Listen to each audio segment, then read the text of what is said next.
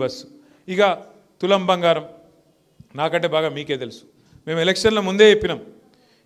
ఏం చెప్పిండు కేసీఆర్ గారు ₹1,00,000 ఇస్తే నేను మీదికెళ్ళి తులం బంగారం ఇస్తా అన్నాడు. మేము ముందే చెప్పినాం మీకు వీళ్ళు తులం బంగారం ఇచ్చే బాపతోళ్ళు కాదు, మీ మెడల పుస్తెల దాడు కూడా గుంజుకపోయే బాపతోళ్ళు ఇల్లు చాలా లంగలని చెప్పినాం. ఇప్పుడు కనబడుతుంది. చూడురి ఇందిరమ్మ రాజ్యం ఇందిరమ్మ రాజ్యం ఇందిరమ్మ రాజ్యం అన్నాడు. పోనీ హైదరాబాద్లో ఒక ఇల్లు కట్టిండా? ఎన్ని కులగొట్టిండి ఇల్లు చూస్తుండ్రా? హైడ్రా హైడ్రా అనుకుంటా కులగొడుతుండా? ఇందిరమ్మ రాజ్యం అంటే ఇల్లు కులగొట్టుడేనా ఇందిరమ్మ రాజ్యం?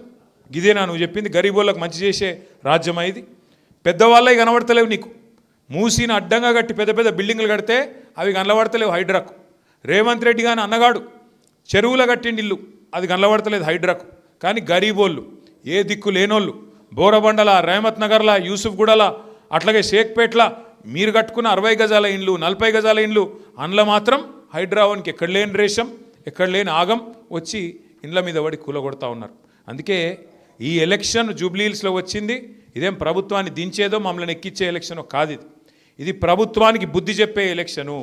ఈ ఎలక్షన్ జరుగుతున్నది కారుకు బుల్డోజర్కు మధ్యన జరుగుతున్న ఎలక్షన్ ఇది.